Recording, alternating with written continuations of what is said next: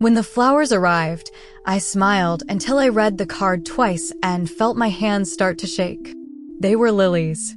White, open-faced, the kind that smell clean and expensive and make people stop at your desk to ask who sent them. The receptionist wheeled them over on a little cart like they were something precious, and everyone in the office looked at me with the same curious half-smile. "Someone's loved," she said. I laughed, because that's what you do when attention lands on you unexpectedly. I tucked the bouquet beside my monitor, slid the card out of its envelope, and read it once, quickly, the way you skim a text message you already assume you understand. "Thinking of you today. Hope these brighten your afternoon. E. My sister's fiancé." I felt a soft, confused flutter in my chest. Not fear yet, just surprise. Eric was thoughtful like that. Always had been. He remembered birthdays without reminders, brought my mother's favorite pastries on Sunday mornings, once drove 2 hours out of his way to help me change a flat tire without complaining. Still, flowers felt personal. I told myself I was overthinking it. Weddings make people sentimental. Families blend. Boundaries blur in harmless ways. I placed the card back in the envelope and turned to my screen, but my eyes wouldn't focus. The lily scent drifted up sweet, almost heavy, and suddenly the office felt too warm. An hour later, when I went to throw away the plastic wrap, the card slipped from the envelope and landed face down on my desk. Something caught my eye. There was writing on the inside. Not printed. Handwritten. My breath caught as I turned it over. "You know I'd say this if I could." The sentence stopped there. No signature. No punctuation. Just that. I stared at it for a long moment, my heart thudding in a way that didn't match the calm hum of the office around me. Phones rang. Someone laughed down the hall. The world went on like nothing had cracked open. But something had. And in that moment, standing there with my fingers pressed flat against a piece of cardstock, I knew this wasn't a misunderstanding. It was a beginning. Before the flowers, my life had been ordinary in the quiet way I liked. I'm the older sister by 4 years, the one who learned early how to smooth things over, how to listen more than speak. My sister, Lila, has always been the bright one, effortless smile, quick laugh, the kind of presence that draws people in without trying. We grew up close, sharing a room until I left for college, whispering secrets into the dark like they were promises. Even as adults, we spoke nearly every day. She called me for advice, for comfort, for validation she didn't always need but liked having. When she met Eric, she called me first. "He's different," she said, breathless. "He listens." I believed her. Eric was kind. He asked thoughtful questions. He never spoke over her. He held doors and remembered names and made an effort with our parents. When he proposed, I cried happy tears and helped Lila plan every detail. I went dress shopping. I folded invitations at the kitchen table with her, licking envelopes and gossiping about cousins we hadn't seen in years. If you'd asked me then, I would have said she was safe. Eric and I had always been friendly, comfortable, the kind of in-law closeness that feels natural when everyone is well-intentioned. He texted me occasionally, memes, updates about wedding vendors, photos of things he thought Lila would like. When we were together, he made conversation easily, never flirtatious, never inappropriate. At least, not obviously. I worked downtown at a marketing firm, long hours, lots of deadlines. Lila joked that I was married to my job. Eric teased me about it sometimes, smiling like he admired my dedication. "You deserve someone who spoils you," he said once, casually, while we were all cleaning up after dinner. I shrugged it off. I spoil myself. He smiled at that, held my gaze just a beat longer than necessary. I didn't notice then. Or maybe I did and chose not to name it. The second bouquet came 2 weeks later. Roses this time. Pale pink. My coworkers didn't even ask anymore. They just smiled knowingly. This card read, "Some things are easier to say with flowers." My stomach dropped. I waited until lunch, locked myself in my car, and unfolded the card fully. Again, there was writing inside, neat, deliberate. I try to be good. I try to do the right thing. But pretending hasn't been easy. I felt cold, despite the spring sun pressing through the windshield. There it was. No confusion left to hide behind. I didn't respond. I didn't confront him. I drove back to work with my hands tight on the steering wheel, my mind racing through every interaction we'd ever had, replaying them with a new lens. The comments, the looks, the timing of the texts, the kindness that lingered a little too long. That night, Lila called me to talk about seating arrangements. Eric thinks Uncle Mark shouldn't sit near the speakers, she said, laughing. You know how he gets. I listened, nodded, murmured agreement, all while my chest ached with a truth I didn't know how to carry. I watched my sister plan a future with a man who was quietly unraveling it behind her back. And I didn't sleep at all. The third message wasn't delivered with flowers. It came hidden inside an envelope of vendor receipts Eric had asked me to review. Since you're so good with details, he said. Tucked between invoices was a folded note. If things were different, would you feel it too? I sat on my couch long after midnight, the note resting on my knee, the room dark except for the glow of a streetlight outside the window. The ticking of the clock felt louder than usual, each second like a question. This wasn't flirtation anymore. This was pursuit. And suddenly, the question wasn't whether Eric had crossed a line. It was whether I would let my silence protect him or protect my sister. I kept the note in a kitchen drawer for 3 days. Not because I planned to save it like evidence, at least, not at first, but because I couldn't stand to look at it and I couldn't bring myself to throw it away. It felt wrong to destroy it. Like that would make me complicit in my own confusion. Every time I opened that drawer for a spoon or a rubber band, the paper seemed to breathe up at me, whispering the same sentence. If things were different, would you feel it too? I started noticing everything. How Eric's name lit up on my phone and my stomach tightened before my mind could catch up. How Lila talked about him with a kind of soft pride that made me feel like I was holding a stone behind my back. The wedding was 6 weeks away. 6 weeks. That's nothing when you're counting down to something beautiful, everything when you're counting down to a disaster. I told myself I needed certainty. Something solid. Something that didn't rely on my interpretation, because the quickest way to lose a sister is to accuse her fiancé based on a feeling. So I began to watch quietly. I didn't flirt back. I didn't engage. I didn't ask leading questions. I simply stayed awake to the truth. The first clue that he wasn't going to stop came in the form of something small and almost easy to ignore. A text. It came late one evening, around 10:47, while I was washing dishes.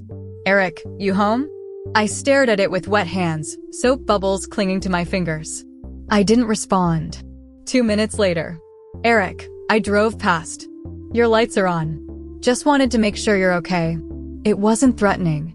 It wasn't explicit. It was worse than that. It was familiar. Possessive in a polite suit. I dried my hands and typed carefully. Me, I'm fine. Please don't drive past my place. There was a long pause, long enough for my heart to start thumping again. Eric, sorry. Didn't mean anything by it. You've just seemed distracted lately. I turned my phone face down on the counter and leaned against the sink, feeling the room shift. My apartment, my safe place, suddenly felt too visible. I checked the lock twice that night, then a third time. The next weekend, Lila and I met at a little cafe to finalize wedding favors. It was one of those places with warm lighting and chalkboard menus and the smell of cinnamon that clings to your hair. Lila arrived in a bright yellow coat, cheeks flushed from the cold, carrying a folder like she was running a small company instead of planning a wedding. She looked happy, busy, alive. Okay, she said, sliding into the booth. Tell me the truth, do you like the gold ribbon or the ivory? My throat tightened on the word truth. I forced myself to smile. Ivory, I said. It'll photograph better. She laughed. Of course you'd think of that. I watched her stirring her latte, the little swirl of foam. I watched her fingers, short nails, chipped polish, moving the way they always had since we were girls. And I felt something heavy, the knowledge that once you tell someone a truth like this, you can't untell it. Even if you're right. Especially if you're right. Halfway through our conversation, Lila's phone buzzed. She glanced down and smiled. Eric, she said, like his name tasted sweet. She typed quickly. Then she looked up at me, eyes bright. He says he misses me already. I nodded, My lips pressed into something that almost passed as a smile. "Lucky you," I said, and hated myself for how small my voice sounded. That evening, Eric showed up at my parents' house while I was there helping my mother pack old family decorations for the reception. Lila had stepped out to meet the florist. Eric walked in carrying a box of pastries like he always did. "Hey," he said, "easy." I brought. His eyes landed on me, and something flickered across his face. Not guilt. Not fear. Relief. Like he'd been hoping for this moment. "Lila's not here," I said quickly, keeping my tone normal. "I know," he replied. My stomach sank. "Then why are you here?" My mother called from the kitchen. "Is that Eric? Tell him to come say hello." Eric's smile returned instantly, bright and practiced. "Just stopping by," he called back. Then, quieter to me, "Can we talk?" I kept my voice low. "No." He stepped closer anyway, just enough that I could smell his cologne, clean, expensive, familiar from family dinners. "I'm not trying to hurt anyone," he whispered. "You already are," I said, my jaw tight. His eyes searched mine like he was looking for permission. "You haven't said no because you don't feel it," he murmured. "You've said no because you're scared." My whole body went cold. "Don't do that," I said. "Don't tell me what I feel." He leaned in slightly, not touching me, but close enough to make my skin crawl. "You read it," he said softly. "You kept it. You didn't tell her." I stared at him, realizing he wasn't just confessing. He was testing. He wanted to know how far he could go. I took a step back, forcing distance between us. I didn't tell her because I was trying to figure out the safest way to do it. His smile faded. "Safest for who?" "For my sister," I snapped, still not raising my voice. "Always for my sister." Footsteps sounded in the hallway, my mother. I turned slightly, and Eric's expression snapped back into kindness like a mask. "There you are," my mother said, wiping her hands on a towel. "Eric, come eat something. You're too skinny." Eric laughed, light and charming. "Yes, ma'am." I watched him walk into the kitchen and greet my mother with a kiss on her cheek like nothing had happened. And something inside me finally settled into certainty. This wasn't confusion. This was strategy. That night, I pulled the drawer open and took out the note again. Then I did something I hadn't allowed myself to do yet. I gathered everything. The flower cards, the hidden messages, the text screenshots, the vendor envelope with his folded question inside. I laid them out on my coffee table like pieces of a puzzle. And I stared until my eyes burned. Because the next step wasn't about proof anymore. It was about consequence. If I showed Lila, I would break her heart and likely shatter our family's peace weeks before her wedding. If I stayed silent, I would be protecting the very person who was trying to betray her. I sat there in the quiet, listening to the refrigerator hum, the city traffic far away, my own breath moving in and out. Then I whispered the truth out loud, just to myself. He's not going to stop. And in that moment, I knew I couldn't wait for the wedding to pass. Because the closer it got, the more dangerous my silence became. I didn't tell Lila right away. That choice still weighs on me, even now, even after everything that followed. But at the time, I needed one more thing, not more messages, not more hints. I needed to know whether Eric would stop if I drew a line he couldn't blur. The opportunity came sooner than I expected. Lila called me 2 days later, breathless and excited. "Eric's running late from work tonight," she said. "Can you come over? I need help choosing between 2 centerpieces, and my brain is fried." I agreed before I had time to talk myself out of it. Her apartment smelled like fresh paint and lemon cleaner, the kind of scent people use when they're trying to make something feel new. Fabric swatches and sample vases were spread across the dining table like evidence of a life mid-transition. We sat on the floor, comparing flowers, laughing about how none of our childhood friends ever imagined her as the wedding planning type. She was glowing. That made it harder. When Eric finally arrived, he greeted Lila with a kiss that looked affectionate enough to convince anyone watching. Then his eyes flicked to me quick, assessing, almost grateful. "Hey," he said. "Didn't know you'd be here." I forced a neutral smile. Lila asked for help. He nodded, setting his jacket down. "Of course." We all sat together, flipping through catalogs. Eric played his role well, commenting just enough, teasing Lila gently, thanking me for my opinion like I was just a helpful sister. But when Lila stood up to take a call from the florist, the air shifted. She stepped into the bedroom, closing the door behind her. The silence that followed was thick.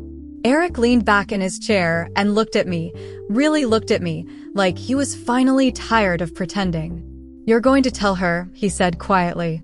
It wasn't a question. I met his gaze. "Yes." His jaw tightened. "You don't have to." "I do," I replied.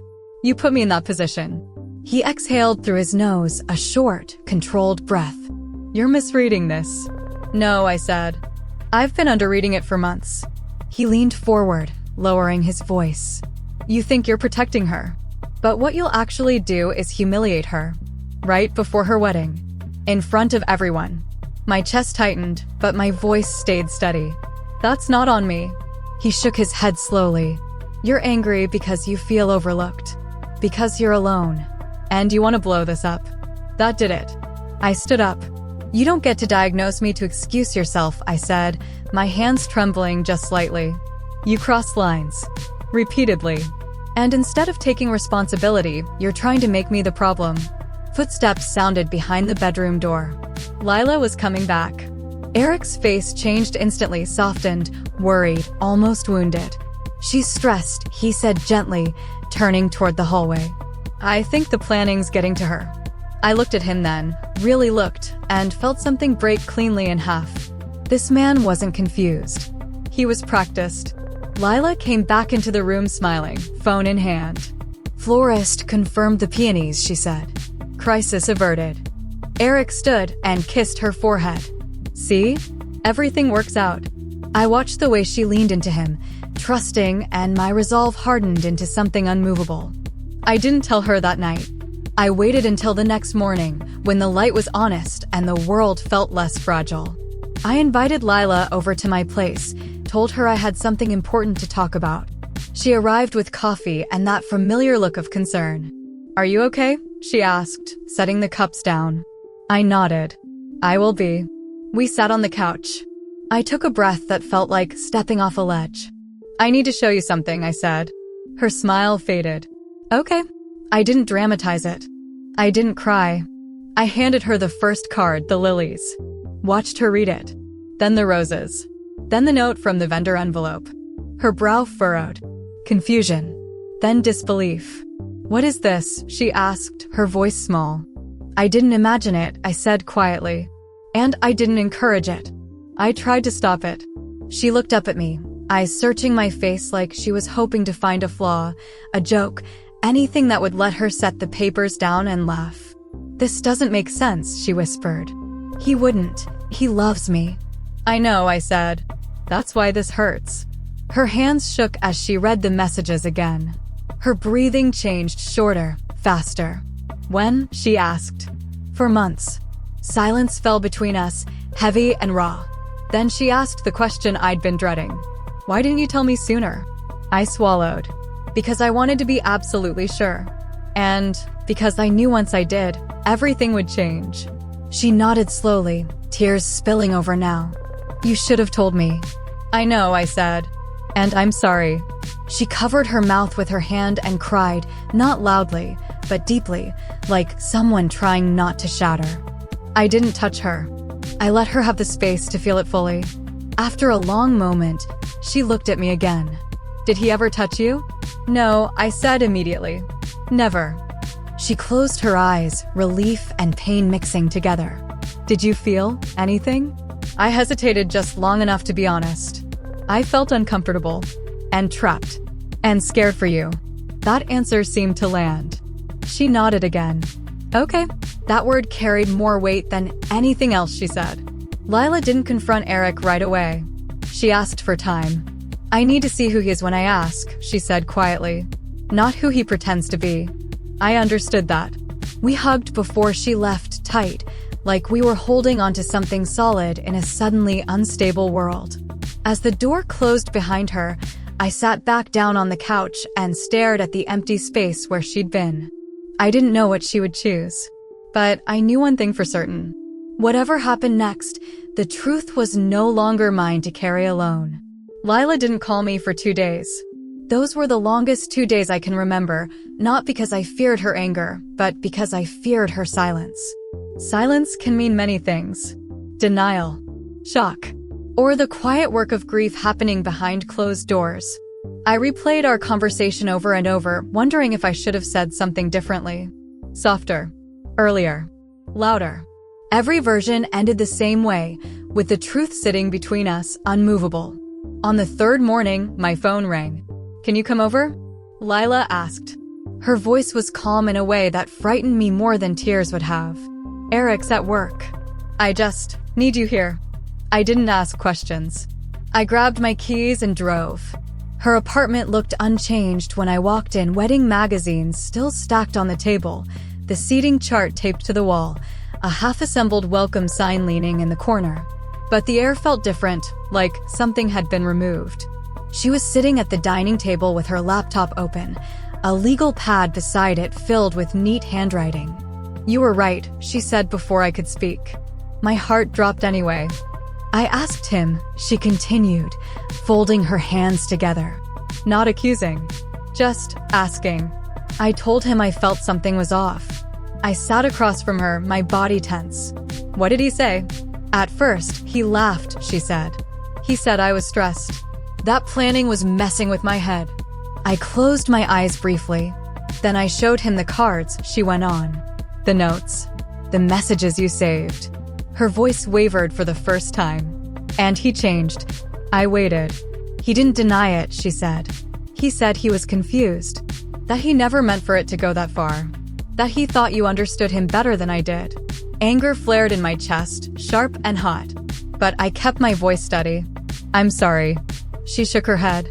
"Don't be. He told me something else too." She slid the laptop toward me. On the screen were emails, sent to himself, drafts never meant to be read. Long, rambling confessions written late at night. Lines about feeling drawn to me. About choosing the wrong sister. About thinking marriage would fix his uncertainty. My hands clenched in my lap. "He said he was going to stop," Lila continued. "That he never touched you, never crossed that line physically, so it shouldn't matter." She laughed then, one sharp, broken sound. As if restraint deserves a reward. I reached for her hand. She squeezed mine back hard. "I told him the wedding is off," she said. The words hung in the air. "When?" I asked softly. "This morning," she replied. "He begged. He cried. He said I was throwing everything away." "And what did you say?" I said he threw it away the moment he made my sister part of his secret life. Tears spilled down her cheeks then, silent and unstoppable. I moved closer, wrapped my arms around her, and felt her shake. "I'm so embarrassed," she whispered. "Everyone knows. Invitations are out.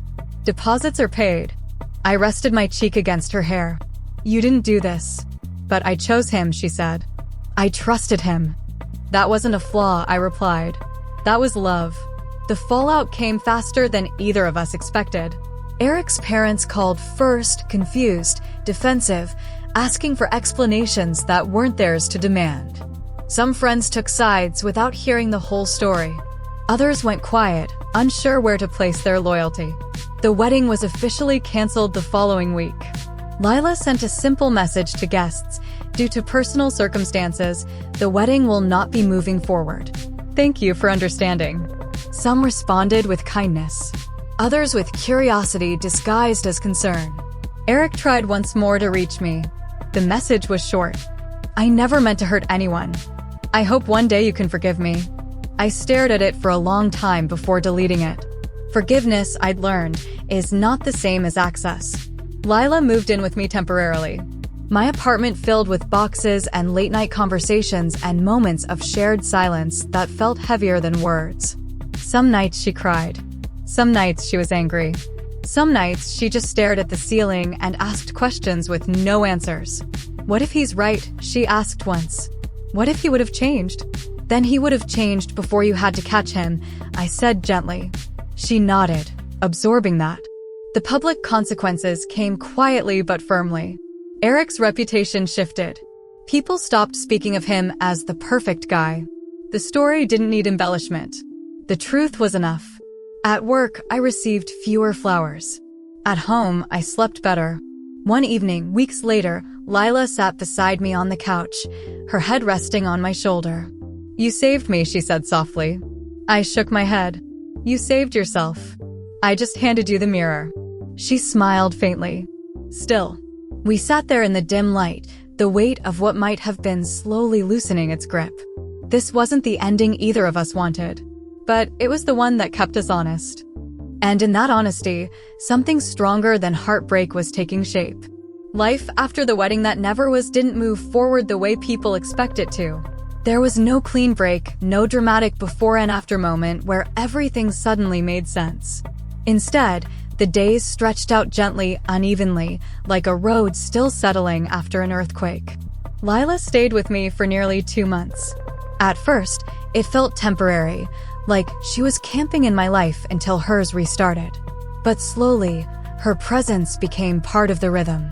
2 mugs in the sink, 2 toothbrushes by the mirror. The soft sound of her moving around the apartment early in the morning, trying not to wake me. Some days, she was quiet, focused, almost numb. Other days, she was raw. "I keep remembering little things," she said once, folding laundry on the couch. "Moments that felt sweet then, but now feel rehearsed." I nodded. "That's normal. It's like my brain is rewriting the past without asking my permission." "That's grief," I said. "It edits everything." She sat with that, smoothing a shirt that didn't need smoothing. For me, the aftermath came in smaller, stranger ways. I caught myself flinching when my phone buzzed. I hesitated before opening cards or envelopes. Once, a bouquet arrived at the office for a coworker, and I felt my chest tighten before I realized it wasn't for me. Betrayal doesn't just wound you once. It echoes.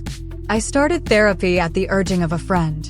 Not because I felt broken, but because I didn't want to quietly carry damage I didn't deserve. In one session, the therapist asked, "What do you think this situation took from you?" I thought about it for a long moment. "Certainty," I said finally. "The belief that being careful and kind is enough to keep you safe." "And what did it give you?" she asked. I swallowed.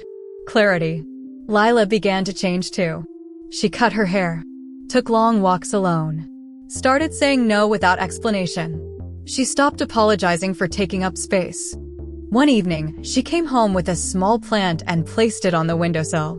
"I need something alive that depends on me," she said, "but not in a way that costs me myself." I smiled. "That sounds healthy." She laughed softly.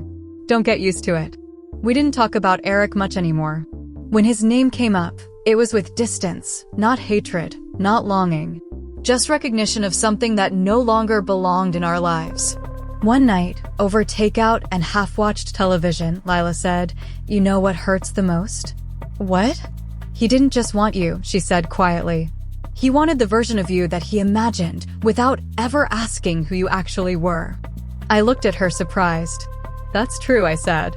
"And he never really saw me either," she continued. "He saw the role I played, the future I offered." We sat in silence after that. Not heavy silence. Understanding silence. A few months later, Lila moved into her own place. On moving day, we stood in my doorway, surrounded by boxes and that particular emptiness that comes from change. "I don't know how to thank you," she said. "You already did," I replied. "You listened." She hugged me tightly. "I don't think I ever would have forgiven myself if I hadn't known." "That's why truth matters," I said, "even when it hurts." As for me, life resumed its quieter shape. Work settled. Friendships deepened. I learned to trust my instincts without apologizing for them. Sometimes people asked, carefully, what happened with the wedding. I learned to answer without explaining too much. It ended, I'd say, for the right reasons. And that was enough. The strangest gift of all this was the way it reinforced something I'd always believed, but never tested. Loyalty isn't proven when things are easy. It's proven when telling the truth costs you something. I could have stayed silent. I could have protected the illusion. I could have let my sister walk into a marriage built on a lie because it would have been simpler. But love, real love, doesn't choose simplicity over safety. It chooses courage. And sometimes, courage looks like handing someone their heartbreak early so they don't have to live inside it forever. Time has a way of softening the sharpest edges if you let it. By the time autumn arrived, the story of Lila's canceled wedding had faded into background noise for most people. New gossip took its place. New engagements. New beginnings that weren't ours. For us, the quiet felt earned. Lila started dating again, slowly and carefully. Not seriously, just coffee, walks, conversations without expectation. She told me she was learning how to listen to her body again, to notice when something felt off before her heart tried to justify it. "I ignored myself for too long," she said once. "I don't want to do that again." I understood that better than she knew. For me, the biggest shift was internal. I stopped minimizing my discomfort to keep peace. I stopped laughing things off that deserved a pause. When someone crossed a line, even gently, I noticed. And I responded. It wasn't dramatic. It was steady. One afternoon, months later, I ran into Eric at the grocery store. I didn't expect it. I wasn't prepared. He stood near the produce section, examining apples like he was choosing carefully which version of himself to take home. He looked thinner, older, less certain. Our eyes met. For a moment, neither of us moved. Then he nodded once, like a quiet apology he didn't know how to voice. I nodded back. Nothing more. No conversation. No confrontation. No closure speech. And somehow, that was enough. As I walked away, my heart didn't race. My hands didn't shake. I realized then that healing doesn't announce itself. It just shows up one day fully formed, in the absence of fear. Later that week, Lila and I met for dinner. She looked lighter, laughing easily, telling stories that didn't circle back to pain. I ran into Eric, I told her gently. She paused. "How was that?" "Uneventful," I said. "In a good way." She smiled, relieved. "I'm glad." We ate in comfortable silence for a while. Then she said something that stayed with me. "You know," she said, "if you hadn't told me, I think I would have found out eventually. But by then, I would have blamed myself." I swallowed. "I was afraid you'd blame me." She shook her head. "You didn't break anything. You revealed what was already broken." That was the moment I stopped second-guessing my choice. As winter approached, life felt normal again. Not the same normal as before, something quieter, more honest. I started writing more. Journaling. Putting words to feelings I'd once swallowed to keep things smooth. It felt like reclaiming my own voice in small, private ways. One evening, as I flipped through old notes, I found the very first flower card, the lilies. I must have tucked it into a book and forgotten it. I read it again. "Thinking of you today." It no longer held power. I tore it in half and dropped it into the trash. Looking back now, I understand something I didn't then. Betrayal isn't always loud or cruel. Sometimes it's polite. Sometimes it comes with smiles and good intentions and carefully chosen words. And sometimes, the bravest thing you can do is name it before it grows roots. I didn't expose Eric to punish him. I did it to protect my sister. But in doing so, I protected myself too from becoming someone who stayed silent out of fear or convenience or misplaced loyalty. Truth doesn't always save relationships, but it saves people. And sometimes that has to be enough. These days, when Lila and I talk about the future, it doesn't feel fragile anymore. It feels open. She's learning who she is without a wedding date attached to her worth. I'm learning that my instincts deserve trust, not justification. We didn't come out of this unscarred, but we came out aligned.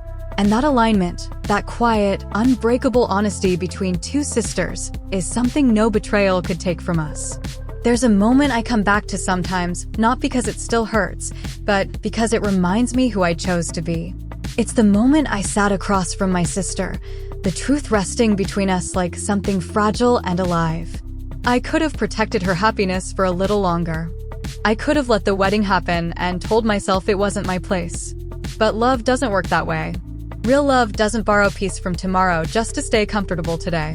What I learned through all of this is simple, but not easy. Silence can look like kindness, but it can also be betrayal, especially when it protects the wrong person. I didn't tell the truth because I wanted to be brave. I told it because I couldn't live with myself if I wasn't. And my sister, she didn't just lose a fiancé. She gained clarity. She gained herself back. And she gained the certainty that when things get hard, the people who truly love her won't look away. As for me, I stopped doubting that quiet voice inside, the one that says, something isn't right. I learned that instincts don't need permission and truth doesn't need perfect timing. It just needs courage. So if you're listening to this and you're holding something heavy, something you're afraid to name because it might change everything, I want to ask you this. Would you rather protect a moment or protect a person? If you were in my place, would you have spoken up? Tell me your thoughts in the comments. I read them and I carry them with me. And if stories like this, real, imperfect, human, matter to you, please subscribe and support the channel. We share these stories not to judge, but to remind each other that truth, even when it hurts, can still lead us home.